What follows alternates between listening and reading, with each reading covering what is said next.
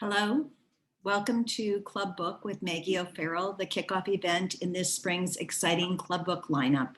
I'm fiction writer Sheila O'Connor, and I will be the host for this event. Before I introduce today's guest properly, allow me a moment to tell you a bit more about the unique series that is bringing her to us.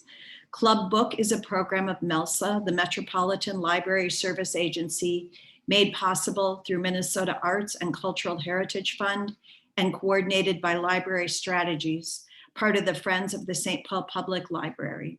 Ramsey County Library is the co-organizer of today's event. Thanks also to partnering bookseller Red Balloon Bookshop. Purchase links to Maggie's latest release, Hamnet, as well as her impressive backlist, will be available in the comment section of this live stream feed. Have it shipped, pick it up at their lovely store in St. Paul, or have them deliver it personally to your door if you're in the area. One final housekeeping note, also in the comments, you'll see a survey link. MELSA would greatly appreciate hearing what you think of this Club Book program. It's quick and easy. Now for our featured event. Internationally acclaimed British writer Maggie O'Farrell has authored 8 best-selling novels. Readers and critics praise her demonstrated mastery at depicting strained relationships, skewed family loyalties, and the just reachable light at the end of the tunnel, in the words of our own Star Tribune. Standouts include her Betty Trask Award-winning debut, After You'd Gone, Somerset Maugham Award-winning The Distance Between Us, and Costa Novel Award-winning The Hand That First Held Mine. O'Farrell also penned a poignant I Am memoir about the series of near-death experiences that have punctuated and in some ways shaped her life. Her latest entry into this literary canon is a work of historical fiction. Hamnet explores the domestic life of William Shakespeare and his wife Anne Hathaway, and how the untimely death of the couple's only son may have inspired one of the bard's greatest plays. To quote NPR, Hamnet vividly captures the life-changing intensity of maternity in its myriad stages, from the pain of childbirth to the unassuageable grief of loss. After a short talk by our guest and some initial questions from me, we'll have time for an audience Q&A. Simply drop your questions in the comments thread here on Facebook, and our tech manager will route them to me.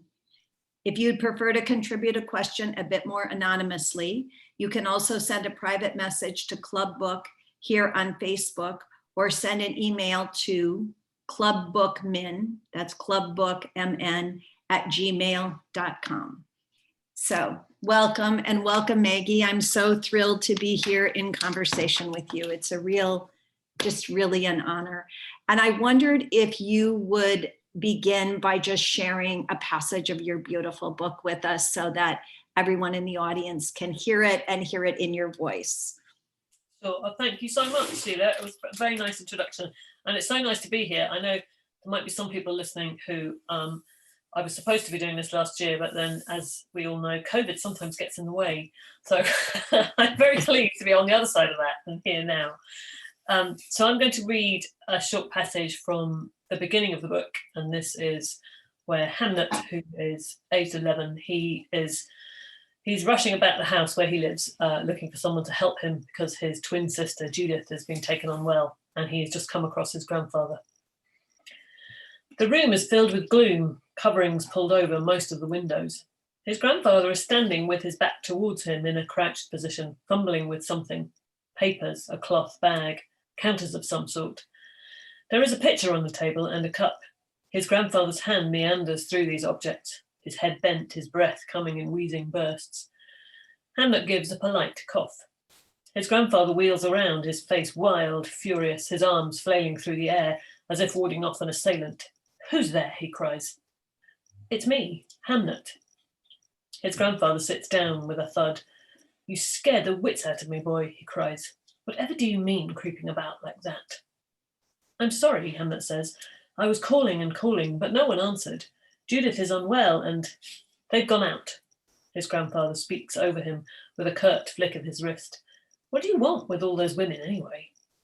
He seizes the neck of the pitcher and aims it towards the cup. The liquid, ale, Hamlet thinks, slops out precipitously, some into the cup and some onto the papers on the table, causing his grandfather to curse, then dab at them with his sleeve. For the first time, it occurs to Hamlet that his grandfather might be drunk. "Do you know where they've gone?" Hamlet asks. "Eh?"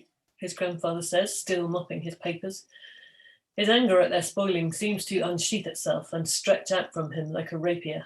Hamlet can feel the tip of it wander about the room, seeking an opponent. "Don't stand there gulping," his grandfather hisses. "Help me." Hamlet shuffles forward a step, then another. He is wary, his father's words circling in his mind. Stay away from your grandfather when he's in one of his black humours. Be sure to stand clear of him. Stay well back, do you hear? His father had said this to him on his last visit, when they had been helping unload a cart from the tannery. John, his grandfather, had dropped a bundle of skins into the mud and, in a sudden fit of temper, had hurled a paring knife at the yard wall. His father had immediately pulled Hamlet back behind him, out of the way, but John had barged past them into the house without a word. His father had taken Hamlet's face in both of his hands, fingers curled in at the nape of his neck, his gaze steady and searching. "He'll not touch your sisters, but it's you I worry for," he had muttered, his brow puckering. "You know the humour I mean, don't you?" Hamlet had nodded, but wanted the moment to be prolonged, for his father to keep holding his head like that. It gave him a sensation of lightness and safety, of being entirely known and treasured. "Swear to me," his father had said, as they stood in the yard, his voice hoarse. "Swear it. I need to know you'll be safe when I'm not here to see to it." Hamlet believes he is keeping his word. He is well back. He is at the other side of the fireplace. His grandfather couldn't reach him here, even if he tried. His grandfather is draining his cup with one hand and shaking the drops off a sheet of paper with the other. "Take this," he orders, holding out the page. Hamlet bends forward, not moving his feet, and takes it with the very tips of his fingers.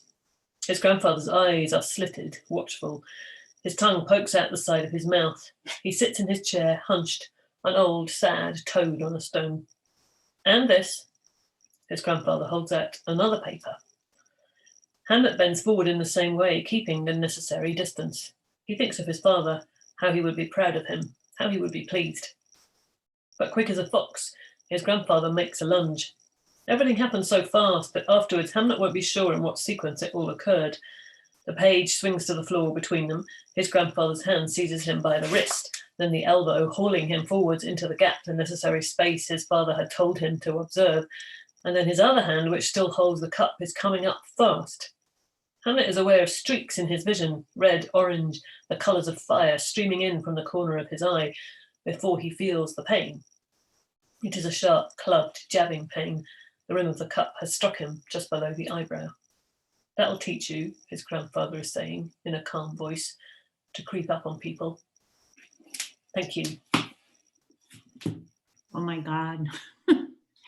What a joy to hear you read that and to remember how I felt when I had first come upon that passage and that scene with that really frightening grandfather, and then the absence of the father who's offered the warning, and the way that casts a shadow over everything that's to come in the book.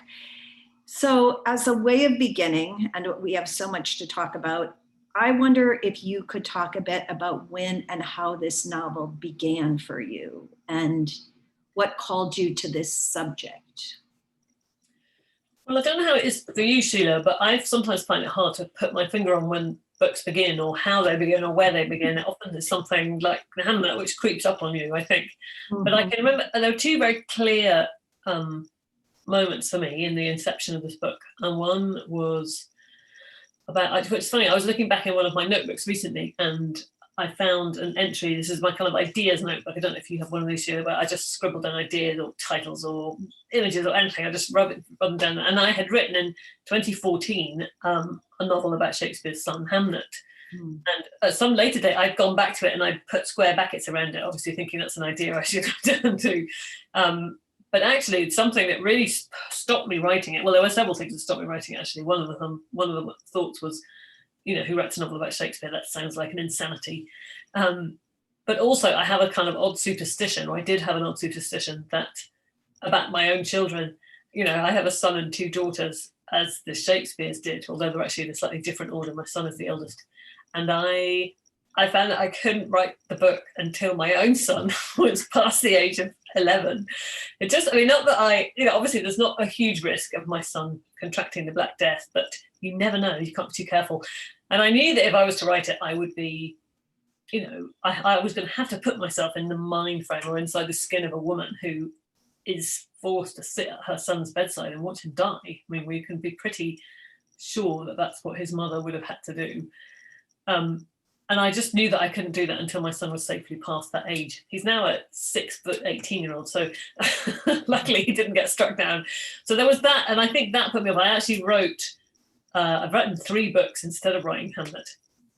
When I finished writing my memoir, I Am, I remember sort of sitting myself down in a sense and looking myself in the eye and saying, either you've got to write this book or you've just got to forget about it. You can't keep circling around the idea and buying more and more books about Shakespeare and life in Tudor England. You've either got to do it or forget about it.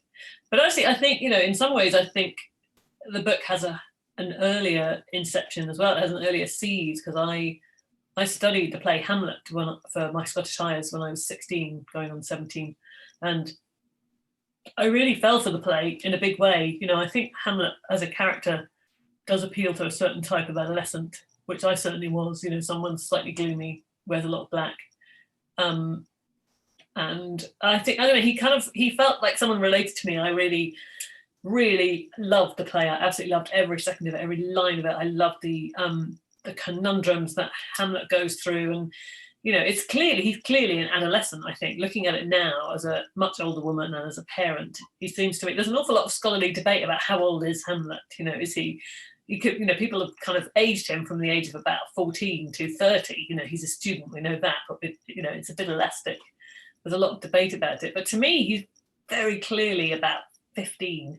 If I look at my own children, look at their kind of developmental stages, he's someone who is being dragged very suddenly into the adult world, and he's really not ready for it. His father's died, his mother's remarried, somebody's taken his father's throne, his uncle has taken his father's throne. So suddenly his whole world has crumbled and he's not ready to be an adult.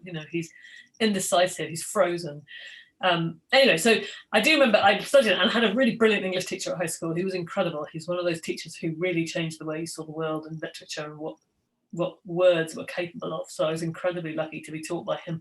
And he said in passing one day when we were studying the play that Shakespeare had a son who had been called Hamnet, and he had died at the age of 11, about 4 years before we think he wrote the play Hamlet. And I remember, sitting in my very cold Scottish classroom and being really thunderstruck by this, and looking down at the cover of my school issue Hamlet and putting my finger over the L and taking it off again and thinking, well, it's the same name. What does that mean? What does it mean? And it's only when I went to university, I studied English literature, and it was only then really that I got the sense, or I began to realize, that Shakespeare is a very mysterious person. He is a very shadowy figure, and there's a kind of odd imbalance with him because we have the enormous wealth of his work, his plays and his poetry. I should say no thanks to him. He did publish the poetry in his lifetime, but he didn't ever publish his plays. He only had them because his 2 friends and colleagues, after Shakespeare had died, gathered together all the manuscripts and put together the first folios. It's only that we have them to thank for the fact that we have his plays. So we have this enormous amount of work, but on the other hand, we know incredibly little about him. Despite the best efforts of all the world's most incredible and intelligent Shakespearean scholars, Shakespeare remains very mysterious. He has left a very scant paper trail, but it's always seemed to me that, in calling his play, probably his most famous play, it's certainly my favourite play, and the character, the protagonist, and also the ghost after, given it basically the same name as his son, because in the 16th century spelling was a lot less stable, and it is the same name. There are parish records where Hamnet and Hamlets are completely interchangeable. So giving this play and this protagonist and this ghost his dead son's name is an enormously significant act. you know, and in that moment, he becomes briefly visible to us as a human, as a grieving father, not as a literary icon, this behemoth of brilliance. And that has always really intrigued me. And I've always felt that Hamlet, the boy, has never been given his due. You know, he's never been given his significance. There are so many people who've never heard of Hamlet. You know, I went around some of my friends who, like me, have got degrees in English literature, and I said, do you know what Shakespeare's children were called? And they all said, no, the faintest idea. And some of them, when I was talking about writing the book, I remember a couple of them said to me when I said, well, actually, one of them's called Hamnet. One of them said to me, you can't make that up. You know, you can't go around writing a novel making up the fact that Shakespeare had a son called Hamlet. And I said, no, he did. I promise you, you can see it. It's in the parish records. I'm not making it up. So I've always felt that Hamlet the boy has just been consigned to this literary footnote, that nobody has ever given him his due and given him his significance, not only in kind of literary terms. You know, I don't think without him we would have Hamlet, and I don't think we would have Twelfth Night. But also in biographical terms, you know, it's funny when you read these huge, massive 500 tomes of Shakespeare biographies, which are brilliant. I'm not criticizing them. They're incredible works of genius. But Hamlet is lucky if he gets maybe 2 mentions. You know, people mention that he was born and they mention that he died. And I've actually read very respected scholars saying things like, you know, it's impossible to know whether or not Shakespeare grieved his son when he died. I just think, what are you talking about? He was 11. You know, how could he not have been grieved? How could he not have been loved?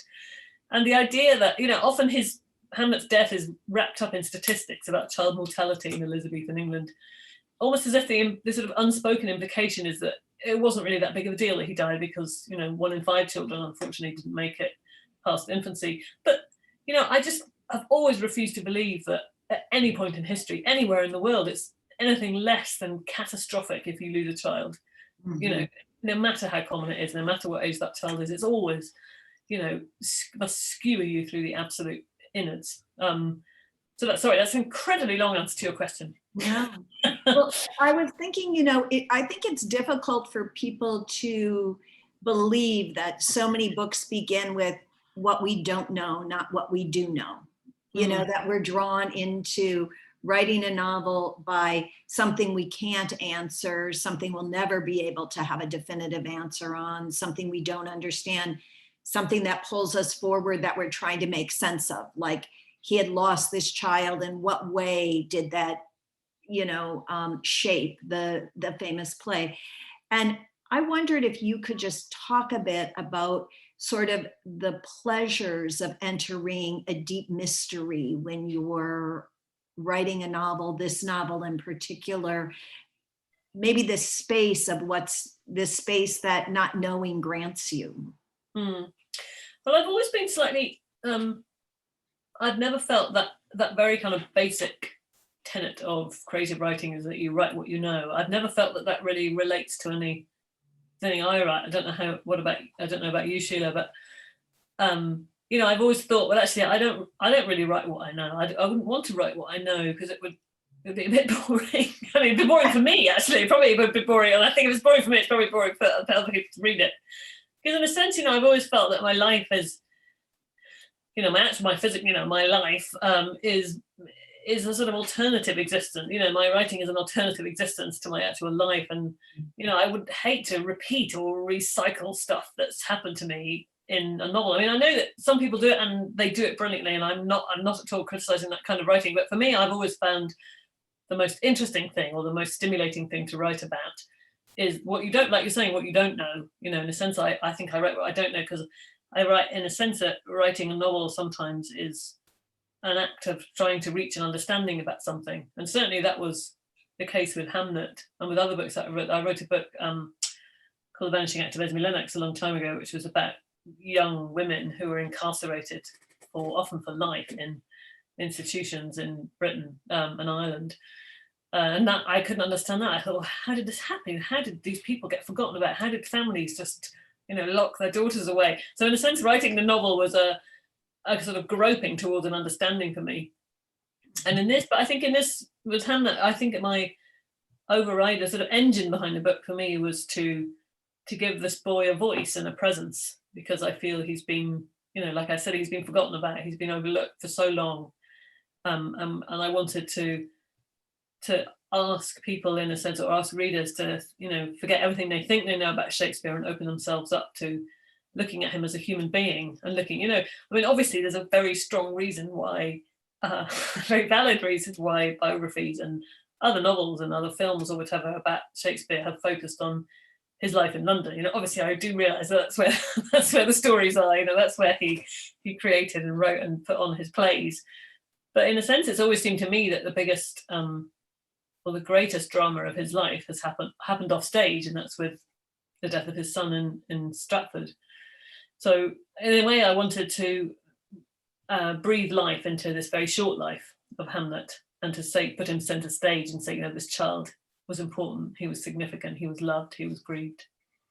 And I know that every book, I assume even for you, offers obstacles and challenges that you didn't anticipate, having written all these books up until this moment, and they're not doing you any good suddenly because you're up against something new in this book. I wondered if you remember or could talk about some early obstacles or challenges you faced in writing this particular book. Well, I think, I would definitely agree that I think all books have every book that you write has its own joys and its own challenges. I think it's a bit like having children. I remember when I had my son. Yes. You kind of go through that early stage and you think, okay, I know about babies now. I can do this again. Yeah, this is fine. And then you have baby number 2 and you think, oh my God, this is a completely different person. It's a totally different baby, and I've got everything different. I've got to learn it all again. And I do think novels are a bit the same. You write one and you think, okay, I can do novels, and then you start doing something else and you think, oh God, this is a whole different ballgame. And there's a joy of it. I think with every book, anyway, I try to do something different. I try to set myself a kind of challenge, whether it's technical or thematic or lexical or whatever. And you have a steep learning curve with each book, and you grapple with this, whatever it is you're trying to learn. And then at the end of it, you think, okay, I think I sort of got it, I pinned it down, but now I want to use those tools to write the next one. I think there's always something that spurs you on. But certainly with this one, I think, I don't know, there were many obstacles. First of all, there was the superstition about my son going past the age of 11. Yes. And also, I had a huge amount of vertigo writing about Shakespeare, because you just think, well, who does that? Who writes a novel about Shakespeare? So that was a huge one. And also writing about, I'd written a book which, went as far back as the 1920s in India, but I'd never ever thought I was going to write a book about the 16th century. And that was kind of quite a bit nerve-wracking, because I thought I have no idea, about how you recreate that and how you, but I think the way I got around that in particular was, I just thought, I'm not going to think about this as a historical novel, capital H, capital N. I'm just going to approach it as I would any other novel. I'm just going to think of it in those terms. And actually, I discovered that research is it's great. I love it. I absolutely loved going to the library and reading about in books and finding, what undergarments were made of in Tudor times, or what, the windows looked like, and all that stuff. The thing about research is, what I realize is that, you need to know so much. In order to, write a scene in a Elizabethan parlour, you need to know an incredible amount. You need to feel confident about writing it properly. You need to know what the floors are made of. You need to know what their clothes look like and feel like. You need to know how their hair looks. You need to know what's sitting on the table. You have to know that. But actually, when it comes down to it, when you're writing a scene, you have to make sure that 98% of that research does not appear in your manuscript, because otherwise it sounds as though you're just writing a PhD about domestic life in an English market town. Because I really find historical novels that are very heavy with their sense of history, or that the writer is determined to tell you that he or she has done their homework. And the research, right. It's so leaden, isn't it? And it's so annoying and distracting when you're reading something and it says she picked up the phone, which was made of Bakelite, an early form of plastic. You think, oh my God, this is so distracting. So I think I really wanted to write a kind of historical novel that wears its history really lightly. So it's so, because you do so much research, but actually only a tiny fraction of that, only the tip of the iceberg of that should show in a novel. So that was a kind of, I mean, it was a joy. I really enjoyed doing it. And the William Shakespeare thing was nerve-wracking, but I got around a lot of that by not using his name in the manuscript at all. I don't name him, which is good, because otherwise I was writing, I'd be sitting at my desk and I would be writing a scene and I'd be immersed in the kind of idea of it, and then I would have to write something like William Shakespeare sat down and had breakfast, and I think, oh God, I feel like an Egypt.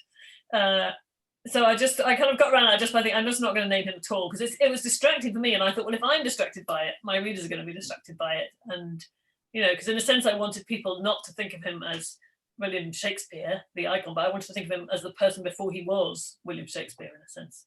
So did you immerse yourself in the research prior to even beginning the dream of the book, or did you begin the dream of the story and then have to figure things out as you went? Do you know what I'm asking? Like, did you dive into it? I know that like Edward P. Jones, who wrote the beautiful novel, The Known World, had said once that he had had books for 10 years. He bought all these books and his apartment was filled with them, but he never read them. And they were going to be about what became the subject of The Known World, and then he decided to just write it, and just start writing it. And I know that it can be easy in a historical novel to get so bogged down in the front end research that the heart of the book, which is the dream of the characters living a life, can get lost. And I just wondered, how was that balance for you in the creative process? Well, I think even in general, when I'm, even when I'm writing a contemporary set novel, I'm not much of a planner. I don't know about you, I don't know if you're one of those writers. I've heard other people talk about how they make enormous. I don't plan a thing. Yeah, no, me too. I'm not a planner either in fiction or in life, unfortunately. I wish I was. I have heard writers talk about how they don't even put, finger to keyboard until they've planned every single chapter. And I'm much more a fly by the seat of my pants person. And so, I'd say it was a kind of mixture of both. Before I began writing, I did read biographies and I read books about the area, and just to kind of get a feel for it and think, do I want to do this? But actually, as you know yourself, you just have to get the words down on paper, and there's you can do 10 years of research and it could actually hinder you. So I did do a bit, and but in a sense, it's only, I often think that writing a novel is very like driving along a road at night. You can't navigate it until you're actually there, until you're on the road and your headlights, you can only see a couple of feet in front of you, and you only know where the next curve is, and you just have to take it and hope for the best. You can't travel along that road. You can't mentally do it. You have to be on the road to do it. So you've got to be writing to find out what it is you need to know and where you're going next. So in a sense, I did a little bit of research and then I started writing, and it's only in the act of writing the book when you find out what it is you don't know, what it is you don't need. And in fact, when I wrote the first page, I wrote the scene about, I put Hamnet in, he's coming down the stairs. And did the book begin for you there, Maggie, with what is actually the opening scene? Well, no, because I did have a couple of attempts at it before in between writing the 3 books I wrote instead of Hamnet. Yeah. I did have a couple of stabs at it, and I had about maybe 20,000 words. When I came to actually thinking I really have to have a proper shot at this book, I looked at it all and I thought, no, this is all wrong. I've started the book at the wrong point in the story. So I completely scrapped those 20,000 words, and I started again, and I thought I need to start with him, I need to start with the boy. So I did. But just saying, I did write it, and I got down as far, so that's the first opening page, and I wrote it, I thought, yes, this is working, I quite like this, and I got as far as here, to paragraph 2, and it says he falls on the floor, and I lifted my hands from the keyboard, and I thought, what's the floor made of? Is it clay? Is it rusted? Has it got carpet? And I thought, I have literally no idea. Because you describe a boy falling on the floor and you think, well, how hard does he hurt himself? If it's a carpet, not much, but if it's flags, it might be quite sore. And and I had a look in the internet, and I looked in all my books, and I could not find anywhere what floors in a small thatched house in 16th century Strandman would have been made from. I could find about palaces, I could find about, churches, but not for. So I thought, well, I got to paragraph 2 and I thought I have to go to Stratford and find out, which is what I did. I mean, I did write a bit more, to be fair, but it is at that point. It's like what I was saying about being on the road. You've got to be on the road to find out what it is you need to know. Right. And do you let go of all kinds of pages even as you're working on this? I just have to assume you do. Yeah, I do. Aspiring novelists don't want to believe that. They really want to think that you are so brilliant that you sat down and with a great deal of ease wrote this novel. I can look at this and think, oh my God, what work she put into this. But I should say, I should say that I love it. I love the work. And it is, it is hard. I think novel writing, you have to have a lot of inspiration. You've got to have talent, but you've also got to be a really bloody minded, and you've got to be a perfectionist, and you've got to be, it's hard work. The manuscript I've just finished, it's about, how long is it? It's about 400 pages long. And I was doing a final draft, this is 3 years work, and I got to the end of it and I thought, I need to cut 70 pages from this. Yeah. There's a kind of, you get that sense that there's a sag in the middle, and I thought, no, and I really like it all. It's all, I like, and I worked hard on this, but it's got to go. So I have to cut it. So no, there's an awful lot. There's so much, but actually, years ago, I used to go to a poetry workshop given by an Irish-American poet called Michael Donaghy. And he gave me some very brilliant advice. And he said, he was talking about poems, but I think it applies to probably all forms of creative endeavor, but certainly to novels. And he said that when you're writing a poem, you've got to remember that there's an awful lot of scaffolding. You need all this scaffolding. And in the middle, you write, you build this beautiful structure, your poem. But what you've got to remember at the end is to take down the scaffolding so that everyone can see your beautiful poem or your beautiful novel. And I think it is, there's an awful lot of scaffolding, but it has to go because you don't want it to obscure your beautiful building. Right. I mean, even as I read the book, I could sense just how much pleasure there must have been in the work of it, because there's such a strong heart that moves through this book. It's just, I don't have the language for it, but it literally is a beating heart that just moves the book forward from the opening to the end. And the heart is still beating when you get to those beautiful final lines. So we do have questions coming in, and I'm going to give the audience a chance to ask some questions and then come back to mine maybe if there's still time. Okay, someone is asking what your research was like, what books you read and recommend, plus any locales you journeyed to. Well, I would say that some of the research is kind of split down the middle, and a lot of it obviously was library based. There are, I hardly need to say that there are hardly any shortage of books about Shakespeare. There are a lot. You could spend the rest of your life reading about Shakespeare if you wanted, and lots of people do. So yes, there are no shortage. So I read quite a lot of Shakespeare biographies, and I went back to the plays, and I read particularly Hamlet. Obviously, I read that over and over again, trying to get the rhythm of the language and let the imagery of it and the world of it seep under my skin. Because I was very sure, I knew always that I would never, because obviously dialogue in a historical novel that's set from the 16th century is always going to be a question. I think you have to make a decision about it as a writer. Are you going to write cod Shakespeare in dialogue, or are you going to write your own version? Are you going to write modern? Where do you draw the line here? And I had a very, very firm line in the sand that I was never going to use the word sirrah or prithee or good morrow or anything like that. And the idea of me pretending to write Shakespeare in dialogue is so horrific and so presumptuous that I knew that was never going to happen. But what I did decide was that, so I would write it in contemporary grammar and syntax, but I would try to adhere, not only in dialogue actually, but also in the whole of the book, in the prose of the book, to a kind of semantic accuracy. So I tried never ever to use a word that didn't have the same meaning now as it did then. So I did the last couple of drafts of the book with the Oxford English Dictionary next to me, which, as you know, is a vast tome that I had to read with a magnifying glass. and there were lots of words that didn't make it. So actually one of the drafts I had a description of somebody folding her dress into concertina folds, and I realized that actually concertinas weren't invented to the 19th century, so that had to go. And then actually, as I was doing a final copy edit, I had used the word shambles to mean chaos, it descended into a shambles. But when I looked it up in the OED, I discovered that shambles in the 16th century was a butchering term. It meant to hack up a carcass. So that had to go as well. I had to think of something else. So I tried to, that was my own personal rule that I imposed upon myself.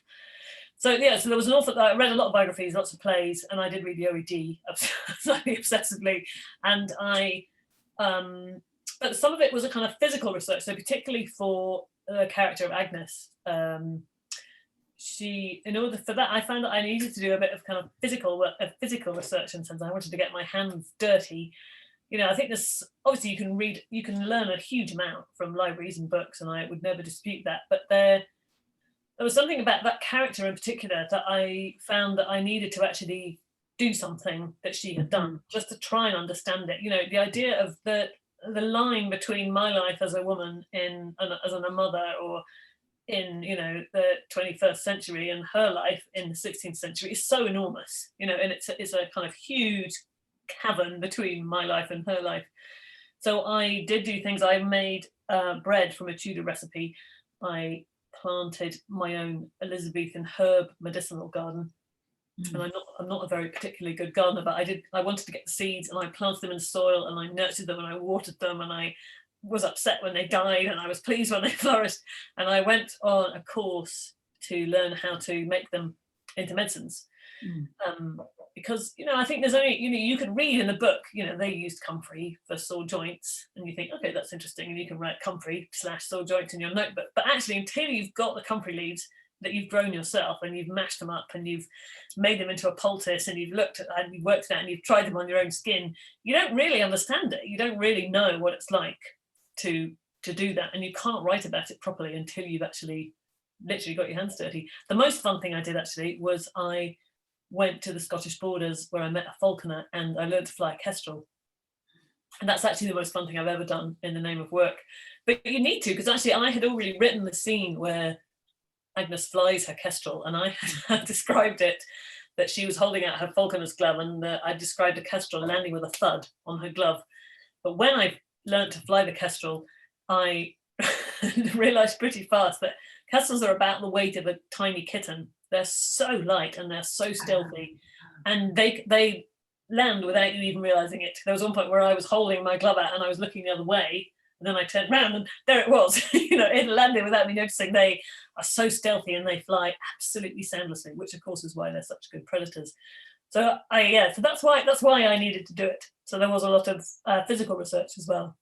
And that's interesting, because she is so physically embodied as a character, Agnes. I mean, it's part of what I think of as her power on the page, and her fierceness, and the way that she exists wholly outside of his shadow. In this book, she is not in her husband's shadow at all. She owns her power and her place in the story and her life. And it's fascinating to me that, and not surprising either, but impressive, that you went so far with understanding physically what it meant to be her. But she's a very physical character. I wanted her to be, I think in the sense of the book, I've always felt that Hamnet, the boy, was overlooked. But actually, I always felt that the woman we have been taught to call for, a long time, Anne Hathaway, even though for most of her life her name was Shakespeare, has just been vilified and criticized and put down. Well, no more. She is neither overlooked nor vilified any longer. Good. I felt she's had such a ordeal. Her place. Yeah. So I wanted her to be on the page. I wanted her to be a woman in her own right. I wanted to just fight back against all the criticism and vilification that she's had for so long. We've been taught one single narrative about her, that she was this ignorant peasant woman who lured this boy genius into marriage by having the nerve of getting pregnant. And that also we've been taught that he hated her, and that he ran away from London, ran away to London to get away from her, that he only left her his second best bed in his will, and all of that is nonsense. I've never found a single shred of evidence for any of that. And actually, quite the opposite. So I wanted to rewrite a whole version. I wanted to ask readers to forget everything they think they know about Anne Hathaway and open themselves up to Agnes Shakespeare. Her father, Richard Hathaway, in his will left her a very generous, he died before the year they got married, and he left her a very generous dowry, and in it he refers to her as my daughter Agnes. And that was a lightning bolt moment for me, because I thought, on top of everything else, we've been calling her by the wrong name for all the time. She's really such a powerful center to the novel, and her pain at losing a child is also so beautifully executed. I have to go on now to the next question, which connects to this. Can you talk about how you arrived at the moving ending of Hamnet, which is horrible because all kinds of people probably maybe haven't gotten to the end, but anyway, in general, the moving ending, how did you arrive at it? Well, I always knew that it was going to end where it does. I don't think it's too much of a spoiler to say that it ends at the Globe Theatre. You always knew that? Yeah, I always knew that that's where it was going to end, and I knew it was going to end with Agnes seeing the first production of Hamlet. Because it always, one of the questions that always returned to me when I was thinking about this book and when I was writing this book was, how did she feel about it? How did she feel about her husband taking the name of their son and using it for his play? I mean, it's perfectly possible that she was thrilled, that maybe it felt like a fitting tribute, but it's equally possible that she was really angry. I think I would have been. I don't know. I don't know how I would feel about it if my husband did that. I hope I never even have to think about it. But so that was always at the back of my mind. And there's also quite a lot of debate. There's so much debate about his marriage and his relationship with her. And there's a huge amount which scholars have, as part of her detractors have always said, isn't it ironic that William Shakespeare's wife was probably illiterate, and and putting her down yet again. And she probably was illiterate, actually, because what daughter of a sheep farmer would have been taught to read in the mid 16th century? There would have been no purpose to it. But it doesn't even really need to be said that literacy does not necessarily equal stupidity. I'm sure she had, there are all kinds of different brands of intelligence, and there is documentation that shows that later in life, when they were living in the larger house in Stratford-upon-Avon, that she ran her own very successful malting business from the back of the house. They had a huge amount of land attached to it. So just these tiny, tiny glimpses at her, I just thought, well, that doesn't sound like the bitter and angry illiterate wife, left behind in Stratford. She was just getting on with this stuff and running her own business. So yeah, I just always found that funny. But then I thought, and there's also, people have speculated whether or not his daughters and his wife saw his plays, and it's not necessarily a given. It took 4 days to reach London from Stratford. It was not an easy journey. There were no coaches or anything like that. You had to have either your own horse, which took about 3 days, or you had to walk, which took 4 or 5 days. So it's not necessarily a given that they saw his plays. But I just thought, well, if he had written a play with their dead son's name, she probably would have made the effort to go and see it. And that leads me to ask, did you write that final chapter before you actually arrived at it in the book? Like, did you write the book chapter by chapter, sort of? Do you proceed that way, or did you write pieces of it, or? No, I mean, I don't necessarily adhere very strictly to writing from one, the beginning of the book all the way through. Okay. And I think there were I don't know, I think beginnings are really hard. I don't know if you find this, Sheila. I think beginnings, yeah. I think I wish somebody, I wish somebody told me when I was starting out, you don't have to begin at the beginning. You can begin in the middle. You can begin. It took me a while to work that out, because I think beginnings, there's an awful lot, so much riding on the beginning, and you've got to kind of set out your stall and establish your characters and locate yourself in time and space, and there's a lot of pressure. So actually, I think beginnings are one of the parts of the book that I often have to rewrite. So I don't always start at the beginning. I can sometimes start a little bit of the way in. But I mean, I didn't write the ending until I got there, if you see what I mean. Yes, even though you knew it would have something to do with her seeing the play, but even though I knew that, and also I wanted to write about the play. I wanted to write about the play seen through the lens of Hamnet's death, and because it doesn't take a psychiatrist to work out what Shakespeare is doing in Hamlet. You know, in Hamlet, the father is dead, and he's a ghost, who's also called Hamlet, of course, and the young boy is alive, and the young boy is desperate to see the ghost of his father. You know, and we can see what he's doing. He's taking his son's death on himself, and he's giving his son life, you know, in the way he's bringing the son back to life with the play. And so I wanted, you know, it's always seemed to me that the play is a message from a father in one realm to a son and an unreachable son in another. And so I wanted to write about that aspect of the play. So I knew that would be the final chapter. So the chapter describing the path of the plague to England was brilliantly written. Yes, this is a question, and yes, it was. And this, to me, is also one of the questions that I had.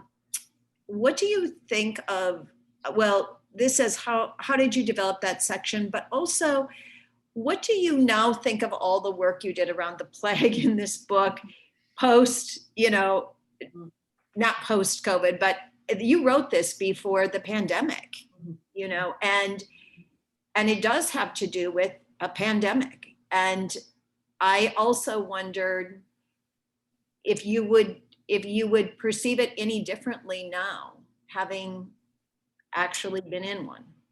Yeah, I mean, I finished the book in 2019. And it's funny when that chapter with the flea and tracing the path of the plague all the way to Stratford. Brilliant. It was one of those scenes that I didn't plan it at all. It wasn't in my kind of vague scheme for the book, and it was only when I was actually writing the book that it occurred to me. It was sort of on the job in a way, and it was more a sense of it just felt as I was writing, you know, because the first half of the book takes place mostly in one house in quite a small town, and there was a point at which I was about a third of the way through, or maybe, you know, coming up to half of the way through, and I got this kind of sense of claustrophobia about the manuscript, and I just thought, oh God, I need to throw open this manuscript a bit and get this I need to get a breeze through it in a way. And I thought, you know, and it just seemed to me, and I don't know what it's like in the States, because I know that the Black Death didn't reach the States, I think, until the 18th or maybe possibly 19th century. But certainly if you live in Britain or parts of Europe, if you live in a city, particularly in, you know, even where I live in Edinburgh, you're constantly walking over the history and the memory of those pandemics. You know, the park, you know, half a mile from my house where my kids learned to ride their bikes have these kind of very little steep hills and dips, and all my kids learned to ride their bikes there and their scooters. But those heaps and dips are plague burial grounds. I have a friend who lives not far from me here who has a plague gravestone in her garden. It's just there, you know, and, you know, particularly London, its actual very geography is defined by plague pits. You know, you can't go to the city of London, and often you find these little tiny parks, you know, and these are really incredibly expensive land, and it's built up to the skies everywhere, but you always find these little, and they're always slightly oddly shaped. And the reason why they're there is because you're not allowed to build on them, because they are plague burial grounds. And even in the names of the streets, you know, Vinegar Alley and Plague Close, there's all these names, you know, so it defines our very sort of, we have a very strong folkloric memory of it. It's in, you know, the first nursery rhyme everybody in Britain and Ireland is taught is Ring a Ring of Roses, which a lot of people argue is about the plague. So it's something that's still very present and current in our memory. So I wanted to write about that and to do justice to the scale of it. I mean, the scale of it is jaw-dropping. You know, at one plague outbreak in Europe alone, a quarter of the world's population was killed, and that was in the 15th, maybe 14th, 15th century. So the numbers are absolutely jaw-dropping, and it would have been at the forefront of every single Elizabethan mind. And Shakespeare's career itself would have been constantly interrupted by it. You know, every time there was a plague case in London, the very first thing the civic authorities did was to shut down the playhouses, because, of course, you know, the original Globe Theatre had a capacity for 3,000 people, and of course they were gathering in the middle of the day, and often in the heat of the day in summer. You know, you can see why it would have been a bacterium hotspot, I suppose, in those days. So, you know, he would have been constantly, and if there was a minor outbreak, he would have had to close down. They would have closed down the Globe, and he and the company would have gone on tour around London. But if it was a bad outbreak, he probably went home to Stratford, I imagine. There is another story, perhaps apocryphal, that he wrote King Lear while he was in lockdown from the plague. I don't know if that's true, but it's a good story. Not a bad pandemic output for him. So I suppose I just wanted to do justice to the scale of it and the horror of it. But it is strange because, of course, I do have a strong memory of sitting in this room, and I had lots of maps up about Elizabethan plague routes or trade routes, because obviously it came along the trade routes, and I had them up on my walls, and there were kind of arrows coming all the way from Asia and then via Europe and then to Italy and then around the seas. And the really strange thing was that when, 2 years ago, we were all watching it come closer, and we were looking at these infographics of the plague getting closer, and then it reached Italy, and then as soon as it reached Italy, I think everybody in Britain and Europe knew that it was only a matter of time until it reached them. But the strange thing was that all those infographics looked exactly like the Elizabethan plague routes diagrams that I still had on my wall. So it was odd. Yeah, it was very odd. But I think in a sense I think it made me very grateful that we live in the modern era, because of course the Elizabethans the medieval population had absolutely no idea how it was passed. It took them till the beginning of the 20th century to work out that it was passed by lice and fleas. Before that, they thought it was passed along the beams of your eyes. That's what the Elizabethans thought. So they would never let a healthy person stand where a sick person could look at you, because they thought that's how it was transmitted, or they thought it was caused by sin, or they thought it was, they had no idea, and they had no defenses against it at all. All they had was, a toad or an onion, or and the devastation that it wreaked is evidenced if you just walk through a graveyard anywhere in Europe. You could see so it's horrifying what they had to put up with, and how terrified they must have been all the time, particularly in the summer when it was hot.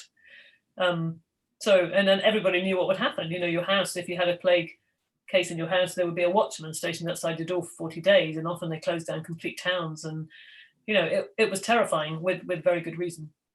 Yes, you capture how terrifying it is. It's very convincing in the book. So here's another question from our audience. Can you offer any context on the befuddling second best bed detail that is all many people know of Agnes from the historical record?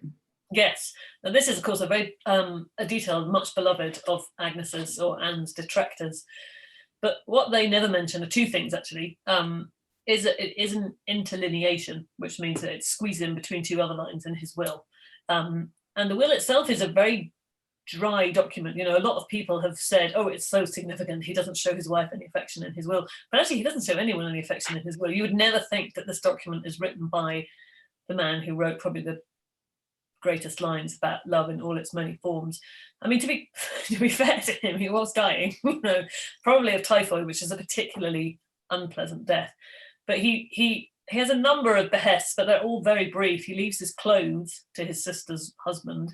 He leaves a bowl to Judith. But what her detractors never say, actually, is that by law at the time, Jacobean law at the time, as his wife, she was entitled to a third of his estate, and also to stay in the house until she died. And this was not inconsiderable at all, because at this point he was the equivalent of a multi-millionaire. He was incredibly good businessman, as well as being an actor and not a bad playwright. So he made a vast amount of money. And if anyone ever gets the chance to go to Stratford to see the houses, please do. That was the other thing I should have mentioned in my research. I did go to Stratford to see all the houses. They are incredible. If anyone who's even slightly interested in Shakespeare should go. It's the most astonishing experience. So basically, he bought an absolute mansion of a house a year after Hamlet died for his wife and daughters to live in. I mean, it's enormous. It's not there anymore, unfortunately, but you can see the site of it and the amount of land. So he was incredibly wealthy. So she was entitled to a third of his estate, and she could stay on in the mansion. So the idea that she was, which is often perpetrated by her detractors, that she was this unloved wife thrown out on the side of a pavement with just a bed to her name is nonsense. And also, the most significant thing is that the second best bed would have been their marriage bed. The best bed in Elizabethan times was kept in the parlour downstairs in the kind of best room for visitors. So it was their marriage bed that he left her.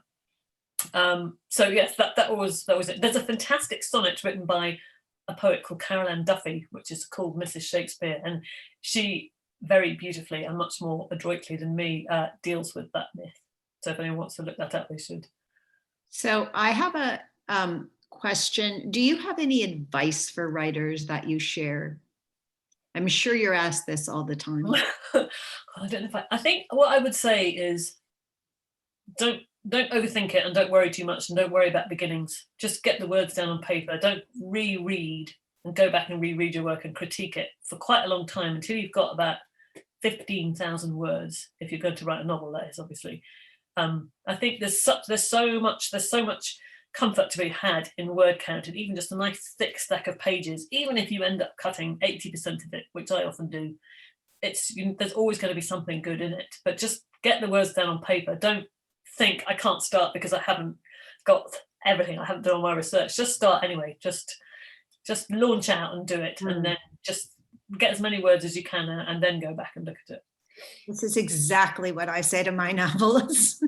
Oh, good. We're in agreement then. Just right. Just stack up those pages. Just get the pages and then worry about the rest of it later. Yeah. So this is a very writerly question, but somebody has asked it. If you could talk briefly, we're down to our last few minutes, really last few minutes, but about your choice of present tense.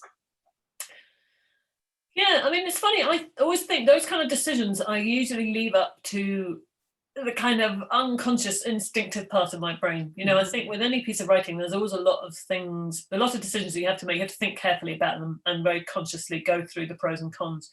But certainly with things like tense and whether you're using first person, third person, first person plural, whatever it is, in a sense, I always leave that up to the other part of my brain, the brain that doesn't think. You've got to see what feels right, which I know isn't very helpful, but you know, it's funny. I was writing a book recently and I kept thinking I must write it in past tense, and I kept veering off and doing it in another tense. And I thought, you know, after a while I just thought I have to go with this because this is what the book is telling me. You've got to listen to the book sometimes. Sometimes you've got to listen to yourself, sometimes you've got to listen to the book and your characters. And if they want to be in present tense, you've got to let them.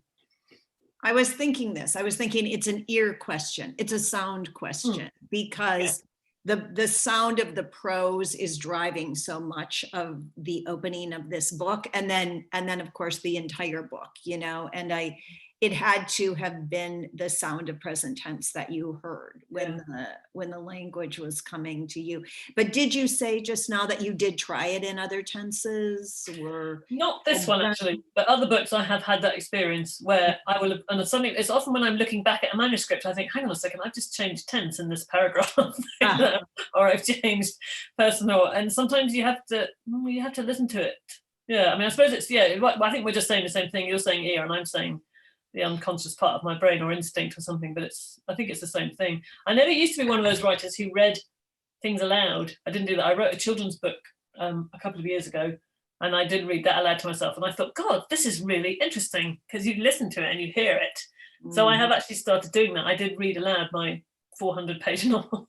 I lost my voice, but it was useful. Yes. Well, I can't even believe I've come to the end of our time together, but I knew that it would go too quickly. I want to thank you for penciling us into your busy spring and for coming back to us. And it's been such a pleasure to spend this time with you. Oh, well, thank you so much. It was lovely. It was really nice to meet you. I hope you get to meet in person one day. Yes, me too. And it's just a gift for me. This has been a virtual presentation of Club Book, a long-running literary series of MELSA made possible by the Arts and Cultural Heritage Fund. Special thanks again to Ramsey County Library for the part they played in bringing Maggie to us. Before you log off, look for Club Book survey link, which is in the comments and will be projected in place of my video momentarily. Last, consider joining Club Book on Tuesday, March 8th for an event with best-selling novelist Brendan Slocum. Slocum is a classically trained violinist and accomplished music educator. His much anticipated debut novel, The Violin Conspiracy, takes place against a backdrop the author knows well, the fiercely competitive world of professional classical musicians. This one will be co-hosted by Hennepin County Library. They'll be right here on Facebook Live, and as always, it's free.